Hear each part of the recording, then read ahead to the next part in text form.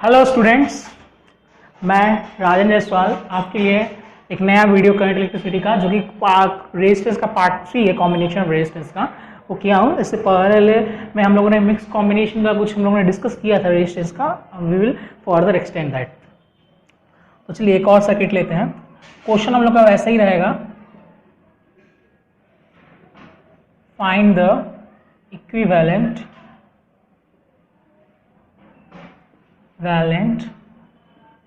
resistance between A and B। इसी के बीच में हमको इक्विवेलेंट रेजिस्टेंस निकालना है। इस बार का सर्किट हम थोड़ा सा लिटिल बिट हल्का सा डिफरेंट लेते हैं।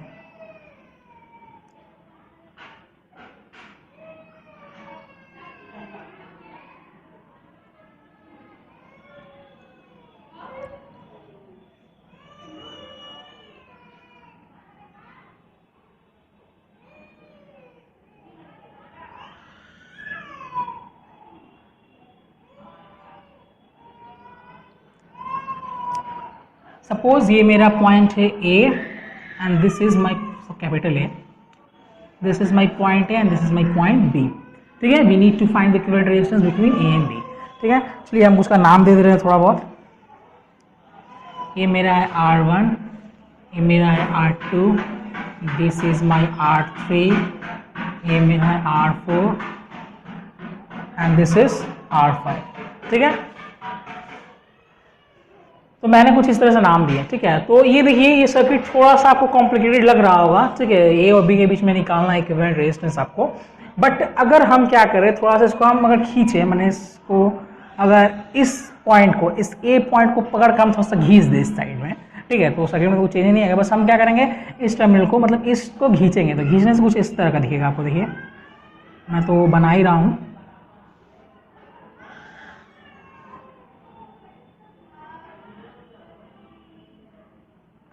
ये आपका R5, ये R4 और ये R2 रह गया।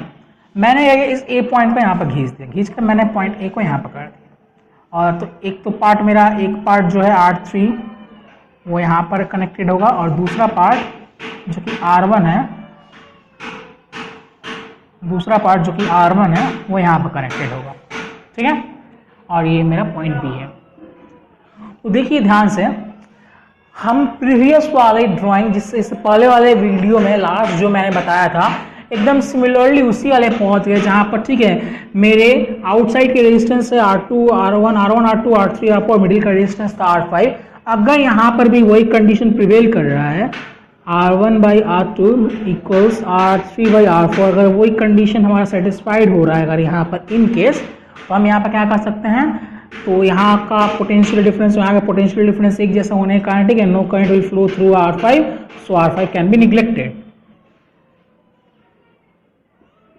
R5 क्या कर देंगे, हम लोग निग्लेक्ट कर देंगे, और इस तरह का सर्किट को हम लोग एकदम प्रीवियस वाले सर्किट की तरह से सॉल्व कर सकेंगे। ठीक है, तो यहाँ पर इसको निग्लेक्ट कर देंगे, तो देखेंगे R1 R2 मेरा सीरीज में हो गया, इसको RS1, R3 R4 ये भी सीरीज में हो गया, ये हो गया मेरा RS2। तो अभी ये क्या है, ये दोनों RS1, ये RS1 और ये मेरा RS2, ये दोनों क्या हो जाएंगे, मेरे सीरीज पैरेलल कॉम्बिनेशन में चले आएंगे। तो अगर इक्विवेलेंट रेजिस्टेंस हमारा निकालना होगा तो क्या हो जाएगा, this will become parallel combination of this RS1 and RS2 which are the series combination of R1 R2 and R3 R4 respectively। okay, तो just little bit complicated बनाने के लिए आपको भीतर दे दिया था, you just need to pull out this। ठीक है, इनको आप बाहर की तरफ खींचेंगे, ठीक है, तो आप एकदम प्रीवियस वाले जैसे पा जाएंगे। अगर ये कंडीशन सेटिस्फाई कर रहा है तो आप R5 को हटा सकते हैं, R5 अगर निकल जा रहा है तो ठीक है, ये will get a very easy circuit. ठीक है, जिसका वैल्यू आप अपने आप से कैलकुलेट कर, आपका न्यूमेरिकल्स वैल्यू रहेंगे उस हिसाब से आप अपना कैलकुलेट कर सकते हैं।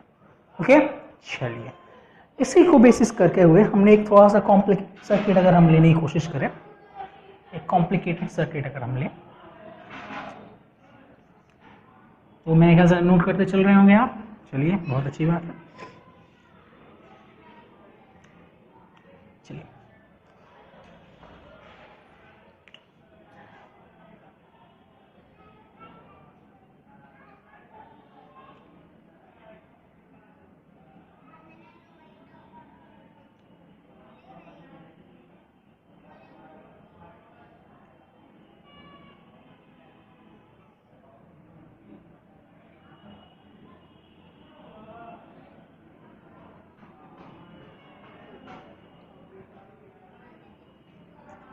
हूँ और मेरा ये पॉइंट है, सपोज ये है ए और ये है बी, तो क्वेश्चन इज द सेम, ठीक है। Equivalent resistance between A and B निकालना है हमको।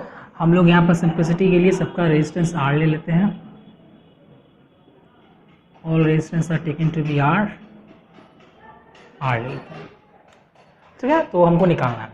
तो यहाँ पर अगर हम थोड़ा सा सर्किट को हल्का सा घुमा दें, सर्किट को हल्का सा अगर हम रोटेट कर दें, रोटेट करके अपने अकॉर्डेंस में कर लें, बहुत बार सर्किट को रोटेट करने से, उसको खींच वगैरह कर लेने से, उसका एक इनको पार्ट को बाहर निकाल देने से आप थोड़ा सा इजी सर्किट पा लेते हैं।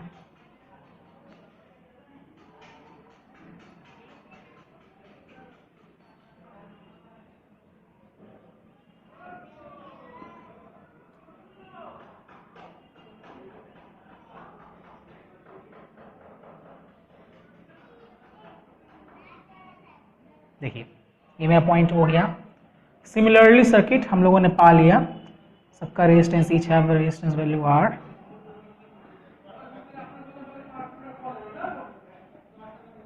ओके 1 2 3 4 5 6 7 8।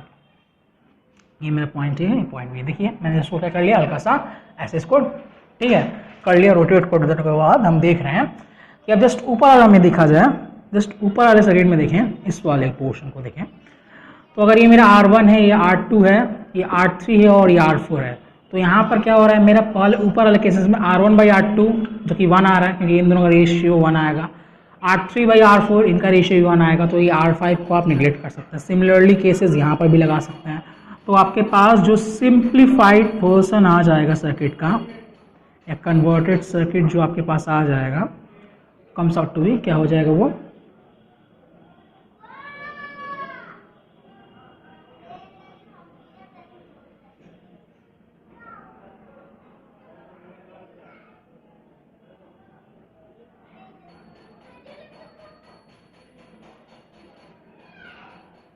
ठीक है, कुछ इस तरह का पास रह जाए, क्योंकि ये दोनों आज रिलेट हो चुके हैं, क्योंकि यहाँ पर पोटेंशियल डिफरेंस इनके यूनिट का 0 रहेगा और पोटेंशियल डिफरेंस कुछ नहीं रहने का, no current will flow through this. तो आपके पास इस तरह के सर्किट आ जाएंगे। और यहाँ पर ये दोनों रेजिस्टेंस आप देखिए सीरीज में है, ये दोनों रेजिस्टेंस भी आपके सीरीज में है और ये दोनों रेजिस्टेंस भी आपके सीरीज में है।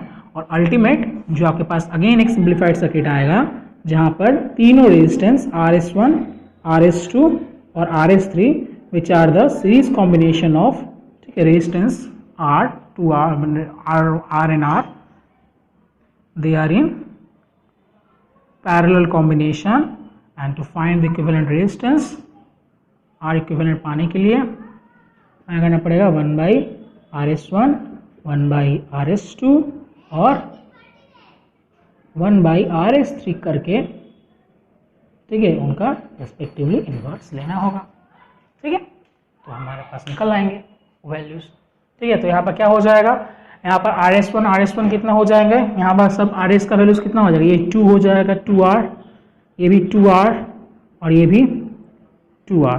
तो अगर आप इसको RS के इस फॉर्म में बैठाएंगे तो 1/2R 1/2R 1/2R, it's become 3/2R। 3/2R का इन्वर्स करेंगे तो R equivalent comes out to be 3/2R, that means 2R/3। ये ना ओम आ जाएगा, या अगर ओम नहीं लिमिट दिया है इससे यहाँ दिया 2R/3। Resistance comes out to be between A and B 2R/3। लेकिन अगर इसको यहाँ से चेंज करके यहाँ पर डाल दिया जाए तो कुछ डिफरेंट केसेस होंगे, ठीक है। अगर एंड पॉइंट्स चेंज कर दिए जाएंगे तो आपके इक्विवेलेंट रेजिस्टेंस में क्या हो जाएगा, कुछ फर्क पड़ जाएगा, there will be some difference. Okay चलिए, ओके चलिए आप नोट करते हुए चलिए, मेरे ख्याल से आपने नोट कर लिया होगा।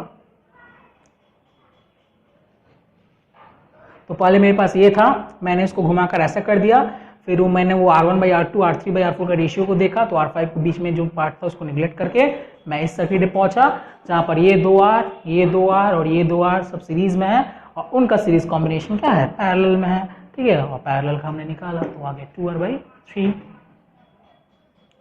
ये जनरल केस था, ये कंडीशन को फुलफिल करना चाहिए यहाँ पर, अदरवाइज थोड़ा सा कॉम्प्लिकेशंस बढ़ सकते हैं।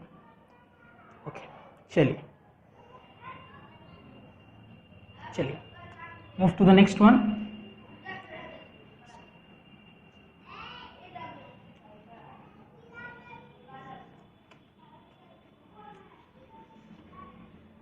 क्वेश्चन मैं बार बार यूज कर दे रहा हूँ, सेम क्वेश्चन इज, ठीक है, इक्विवेलेंट रेजिस्टेंस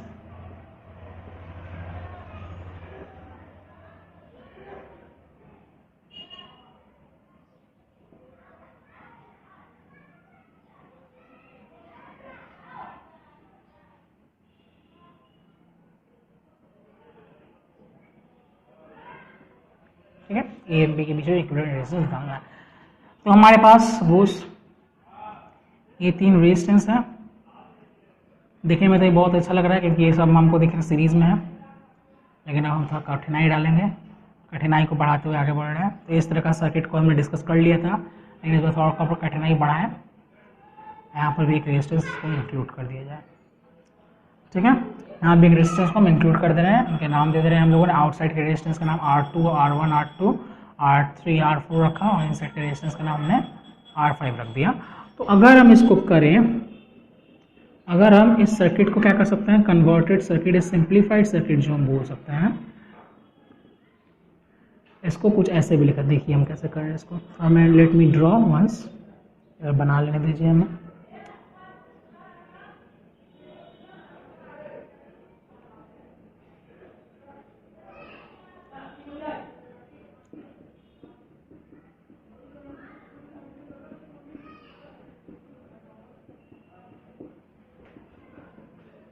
चलिए देखिए, ऊपर वाले नीचे वाले सर्किट में देखिए सिमिलरिटीज है या नहीं है, ओके। चलिए, तो ए पॉइंट से R1 और R3 दो में ब्रांचिंग हुआ है, यहाँ पर भी ए पॉइंट से R1 और R3 दो में ब्रांचिंग हुआ है। बी पॉइंट से कनेक्ट इन कर रहा है तो R2 R4 में ब्रांचिंग हो रहा है, बी पॉइंट से कनेक्ट इन करेगा तो यहाँ पे R2 R4 से ब्रांचिंग हो रहा है।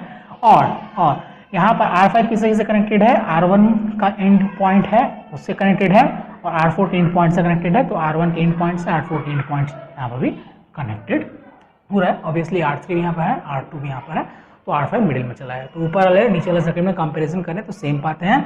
अगेन अगर वो सिस्टम प्रिवेल कर रहा है, वही सिस्टम अगर कंडीशन को प्रिवेल कर रहा है, वही कंडीशन प्रिवेल कर रहा है और सेटिस्फाई कर रहा है, तो R5 क्या कर सकते हैं हम लोग, उसको निगलेक्ट कर सकते हैं, ओके।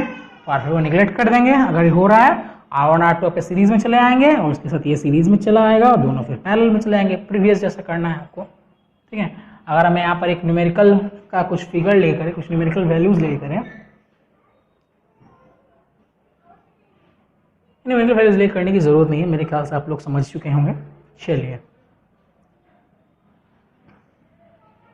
तो मेरे ख्याल से इसके बाद क्या करना है आपको, बस ये दोनों रेजिस्टेंस जो है RS1 ये है, ये RS2 जो सीरीज रेजिस्टेंस है R1 R2 का, तो RS1 और RS2 का क्या होगा, पैरेलल कॉम्बिनेशन ही हमारा क्या हो जाएगा, इक्विवेलेंट रेजिस्टेंस हो जाएगा, क्योंकि ये दोनों सीरीज में है, ये भी दोनों सीरीज में है, तो इनका पैरेलल कॉम्बिनेशन ही क्या होगा, हमारा इक्विवेलेंट रेजिस्टेंस हो जाएगा between both A and B.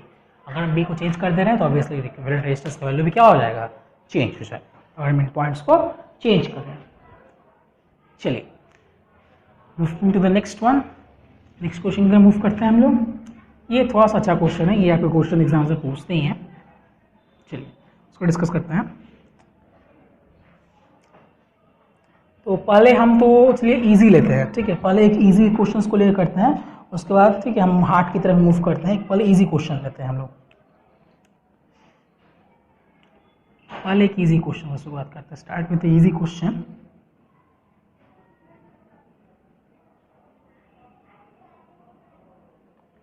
Easy easy very easy.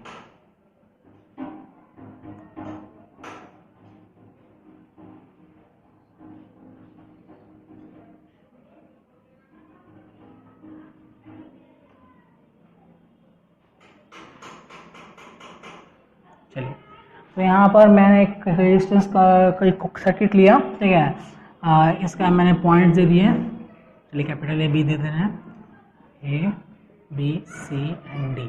तो हमको निकालना है, ठीक है, equivalent resistance between A and B. एक नंबर हो गया ए एंड बी, चलिए, और दूसरा नंबर ले रहे हैं A and C. A and सी का अगर लेंगे तो कैसे होता है, ए एंड डी, चलिए ए एंड डी के बीच का ले लेते हैं, सिंपली सी एंड डी ले लेते हैं। सी एंड डी लेंगे तो उधर का भी देख लेंगे, इधर का भी देख लेंगे, तो ए एंड बी और सी एंड डी के बीच में निकालना है, ठीक है। देखते हैं कैसे होता है। चलिए तो तो करंट को तो ए से इन कराना है पहला केस के लिए। अगर हम पहले केस के लिए करें, सबका रेजिस्टेंस हमने सिंपली अपने सिंप्लिसिटी के लिए आर ले लिया है। आर के पास दूसरे वैल्यूज हैं तो आप उसको लेकर करेंगे। Simplicity, for the sake of simplicity we take all the resistance to be equal to R. Okay, तो अगर हम ए से स्टार्ट कर रहे हैं करंट को, ठीक है, तो यहाँ से एक ओम्स आई होता है, यहाँ से आपको देखना पड़ता है आँख लगा कर, ठीक है, क्या होता है रेजिस्टेंस का वैल्यू। तो हम आते हैं पीछे की तरफ से, ठीक है, तो पीछे की तरफ से आते हैं, हम देखते हैं तो देखिए यहाँ से सी और डी का तो कुछ निकालना नहीं है, तो सी और डी से तो कुछ करंट यहाँ पर कुछ जाने का जरूरत नहीं है, सी और डी से करंट आपको निकालने की जरूरत नहीं है। आपका करंट अगर यहाँ से आ रहा है तो ये आर से, इस आर से और इस आर से, तीनों आर से क्या करेगा, same amount of current pass करेगा। सी और डी से निकालना नहीं है आपको, करंट निकालना है बी के थ्रू से, ठीक है, ए से इन कराना है, बी से आउट कराना है। तो ये तीनों रेजिस्टेंस क्या हो जा रहे हैं आपको उस टाइम पे, ये तीनों रेजिस्टेंस क्या हो जा रहे हैं आपके सीरीज में हो जा रहे हैं। तो टिक गिव इट RS1, ठीक है। ये जो RS1 है इसके साथ देखिए यहाँ पर ब्रांचिंग हो गया करंट का, यहाँ से तो सेम करंट जा रहे हैं यहाँ तक आए, फिर यहाँ पर आकर, ठीक है, ये दोनों सेम करंट मिलकर यहाँ पर होगा। तो यानी ये R के साथ ये RS1 का क्या है आपका पैरेलल कॉम्बिनेशन है, ठीक है। फिर से हम बोल दे रहे हैं, यहाँ से तो करंट गया मान लीजिए, ठीक है, हम लोग बैक से कैलकुलेट कर रहे हैं। यहाँ से करंट गया तो same amount of current R से गया, इस R से भी सेम अमाउंट ऑफ करंट जाएगा। सी से तो करंट का जाने का कोई जगह नहीं है क्योंकि सी से हमको निकालना ही नहीं है करंट को, तो सी से करंट जाएगा नहीं, और रेजिस्टेंस है नहीं, सी से करंट जाएगा नहीं, यहीं से करंट चला आएगा अपना, और यहाँ से डी से भी नहीं जाएगा, डी से यहाँ से आते हुए करंट यहाँ पाएगा। तो सेम तीनों रेजिस्टेंस से same amount of current pass करेंगे, तो इसलिए ये तीनों क्या हो जाएंगे हमारे, ये तीनों हमारे सीरीज में हो जाएंगे। तो RS1 comes out to B 3R, और इस RS1 के साथ ये R क्या होगा हमारा पैरेलल में होगा, ठीक है, दिस R, ठीक है, इस R के साथ ये क्या हो जाएगा हमारा RS1 पैरेलल में होगा। R and RS1 R in parallel combination. तो अगर हम इसको RP1 बोले, पहला पैरेलल कॉम्बिनेशन बोले, तो क्या हो जाएगा ये RS1 इंटू R समेशन नीचे में और प्रोडक्ट आपका ऊपर में। तो RS1 है 3R,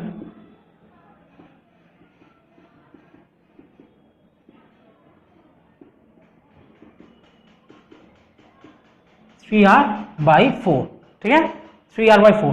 तो इस पूरे की जगह पे इतना गड़बड़ ना करते हुए हम सिंपली एक रेजिस्टेंस ले सकते हैं having value 3R/4, having value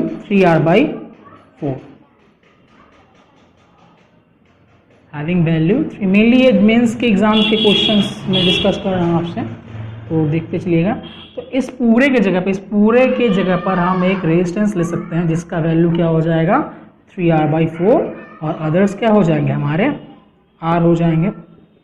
मेरा पॉइंट है यहाँ पर A और यहाँ पर B, तो हमको A और B के बीच में कैलकुलेट करना है, तो C और D को भी नहीं दे, कोई बात नहीं, तो 3R/4 हो गया यहाँ पर। अब सिमिलरली यहाँ से करंट एक जा रहा है, तो R 3R/4 और R से same amount of current pass करेगा, तो इसी कारण से रेजिस्टेंस तीनों सीरीज में आ जाएंगे। तो गिव इट नेम RS2, और ये RS2 इस R के साथ क्या हो जाएगा पैरेलल हो जाएगा, ये ब्रांच हुआ है। तो यहाँ से मेरा RS2 कितना हो जा रहा है, RS2 is the sum of this 3 resistance R, 2R plus 3R/4, 4 2 8R, 8 3 11R/4। Okay, तो RS2 है 11R/4, और ये चूंकि R के साथ कॉम्बाइन है पैरेलल में, RS2 एंड दिस R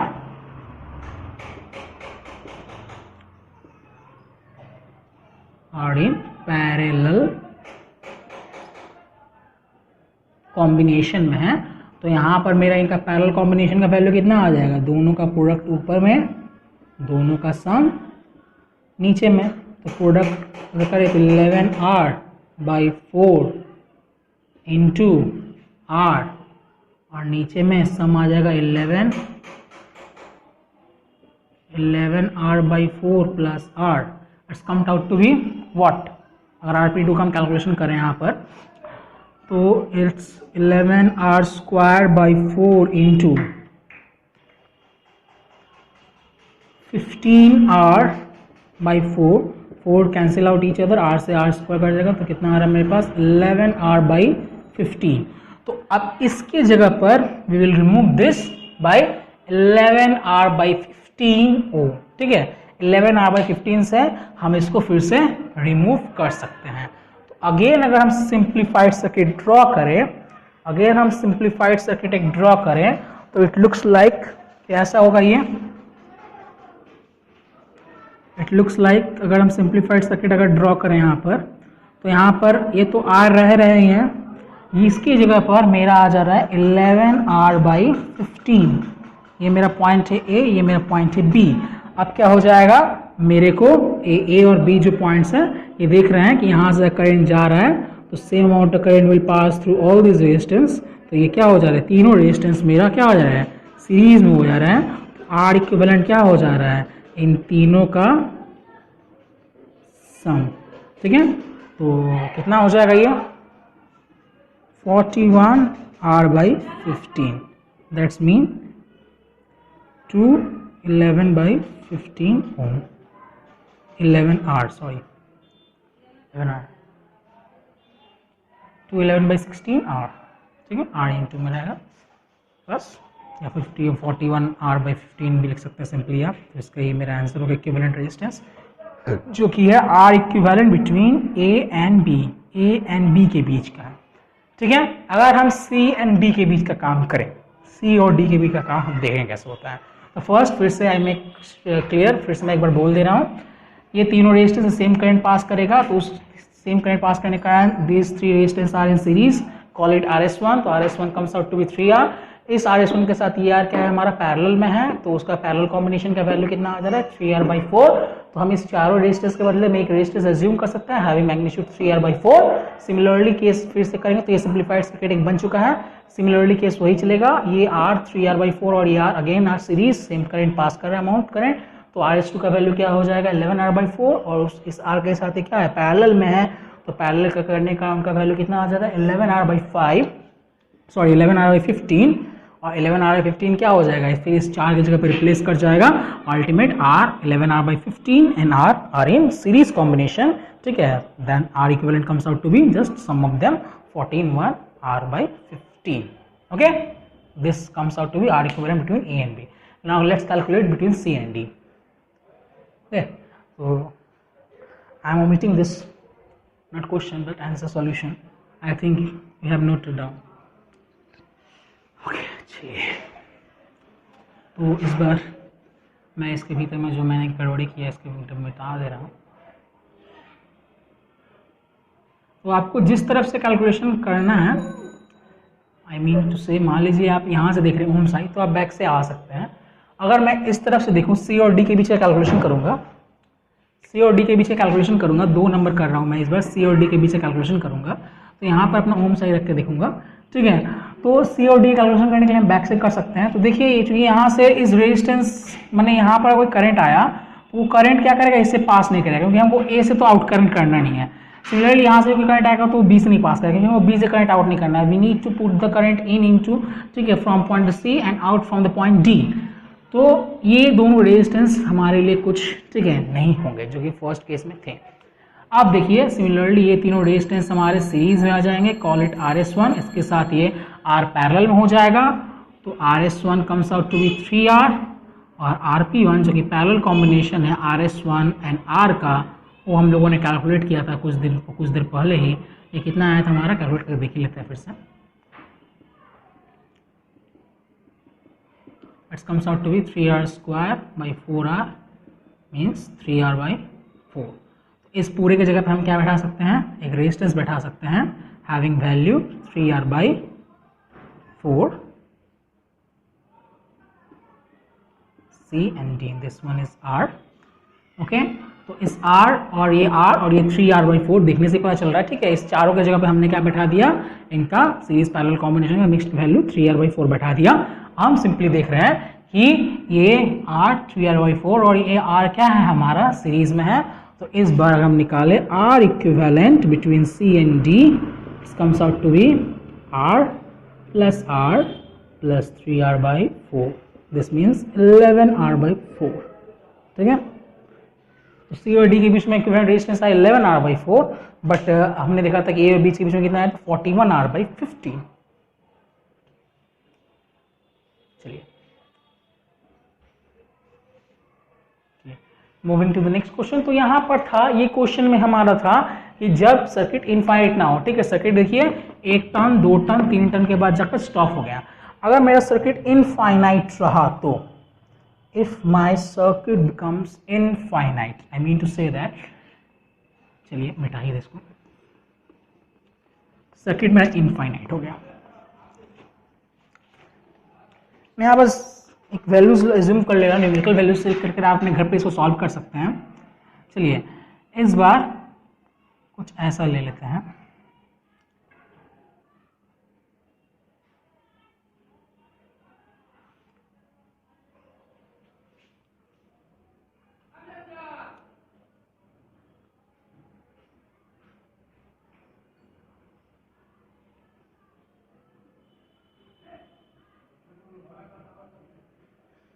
और ये चलता जा रहा है, ठीक है। यही पैटर्न हमें ये 3 घुमाकर 3 घुमाकर घुमाकर घुमाकर घुमाकर, ठीक है, ये इनफाइनाइट तक चलता जाएगा। Find the equivalent resistance between A and B of the following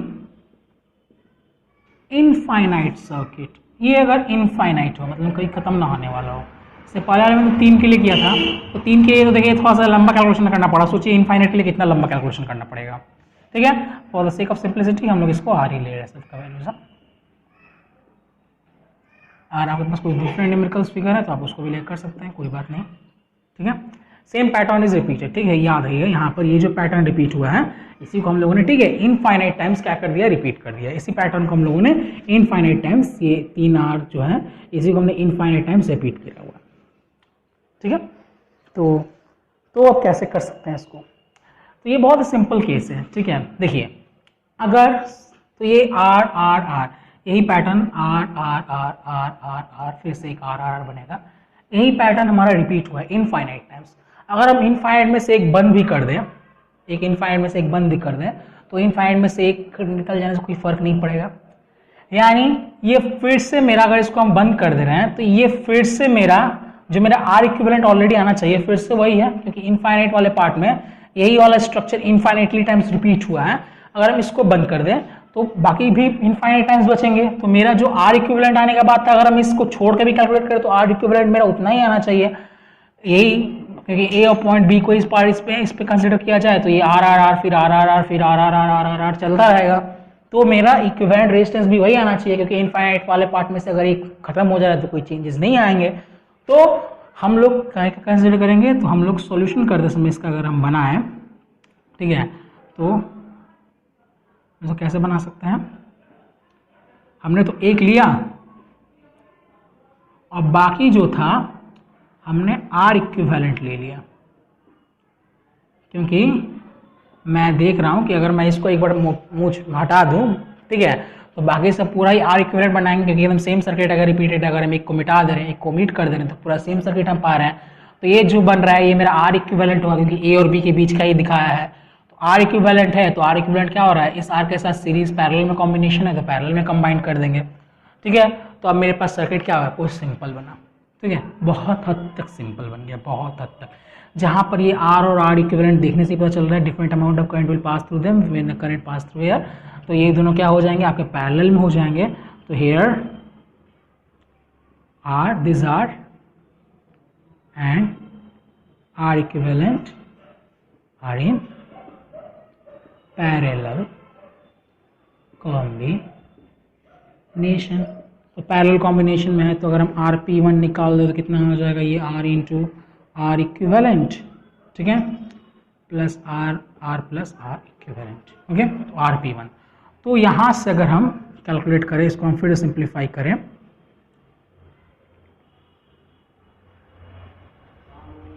तो ये comes out to B RP1, ये R, ये RP1।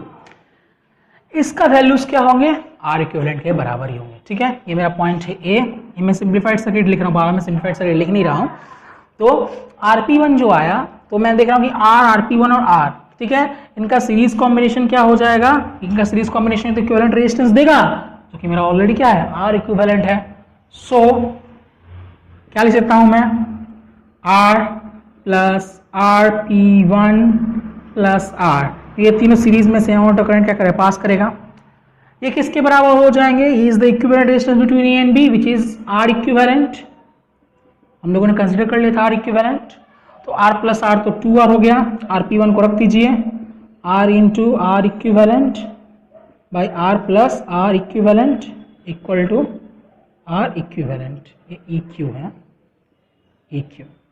ओके चलिए, तो जस्ट मल्टीप्लाई कर दीजिए, मल्टीप्लाई करने से 2r square plus 2r into R equivalent plus r into R equivalent equal to r into R equivalent plus r equivalent का square. Okay okay, तो क्या आ जाएगा अगर हम इसको एक लिखें, एक क्वाड्रेटिक इक्वेशन आ जाएगा r इक्विवेलेंट क्या, यहाँ पर अगर हम लिखें उसको, r equivalent square, r into R equivalent will cancel out, ठीक है, फ्रॉम बोथ साइड, तो r equivalent square minus 2r into R equivalent minus 2r square equals to 0, which is a quadratic equation of r equivalent. ठीक है, r equivalent का एक quadratic equation है, let me check, ठीक है, हाँ okay ठीक है। तो हम यहाँ से अगर श्रीधराचार्य को रिकॉल करें तो R equivalent comes out to be, ये मेरा बी का वैल्यू इतना है, तो minus B 2r plus minus B square मतलब 4r स्क्वायर माइनस 4 इंटू ए तो 1 है, और सी मेरा क्या है minus 2r square by 2a, 2 times a तो वैल्यू 1 है, a का वैल्यू 1 है, b का वैल्यू माइनस 2r है, और c का वैल्यू कितना है मेरा, श्रीधराचार्य का फॉर्मूला में अगर लगाएंगे तो माइनस 2r स्क्वायर है। ठीक है, फॉर्मूला क्या होता था, फॉर्मूला होता था उसका कुछ इक्वेशन इस तरह ax square plus bx plus c equal to 0, c x तरह था तो एक्स स्क्वायर, तो मेरा x तो r इक्विवेलेंट है, तो यहाँ पर a का कोफिशिएंट 1 है, x का कोफिशिएंट मैंने r equivalent coefficient minus 2r है, और c जो था यहाँ पर, ठीक है, वो है minus 2r square. Just r equivalent करिए calculate, 2r plus minus 4r square plus 4 to 8r square minus minus becomes plus by 2, 2r plus minus 4 and 8 12r square by 2, 2r plus minus 2 से चलो 2 काट दे रहे हैं, 12 का कितना आ जाएगा, 12 का आप करेंगे तो 2√3 आ जाएगा, 2√3r बाई 2, तो 2 कैंसिल हो जाएगा, तो करेगा के पास r प्लस √3r, यानी 1 plus √3, 1 plus minus √3, answer will comes out to be 1 plus minus √3r। ठीक है, आपका आंसर ये हो जाएगा 1 प्लस माइनस √3r, ये आपका आंसर हो जाएगा। ठीक है, तो आपके जो आंसर्स रहेंगे उसमें से ये देख लेना है। ठीक है, तो इतना बड़ा सवाल का जस्ट एक इक्वेशन सॉल्व करने में हमको टाइम लगा, नथिंग एल्स। ठीक है, कुछ था नहीं इसमें। फिर से मैं बोलूँगा, एक पार्ट को बस इरेज करिए, एक पार्ट को इरेज करने के बाद जो बाकी पार्ट बचा, चूँकि ये इनफाइनाइट है इसलिए इनफाइनाइट में से 1 कम हो जाने से कोई इफेक्ट नहीं पड़ेगा। अगर एक पार्ट को हम निगलेक्ट कर रहे हैं तो बाकी जो पार्ट है मैं आर इक्विवेलेंट ले सकता हूँ उसको, तो मैंने वो उसको किसी का आर के साथ पैरेलल में कंबाइन कर दिया, और जस्ट मैंने उसको, ठीक है, कि RP1 कैलकुलेट किया, क्योंकि वो R और R इक्विवेलेंट का पैरेलल कॉम्बिनेशन से RP1 कैलकुलेट किया, और फिर R इक्विवेलेंट कैलकुलेट कर लिया यहाँ से, जो कि इसको R इक्विवेलेंट इक्वल कर दिया, और यहाँ से R इक्विवेलेंट का हमको एक क्वाड्रेटिक इक्वेशन मिला, उस क्वाड्रेटिक इक्वेशन को सीधा आचार्य लगाकर 1 plus minus 3R is the answer.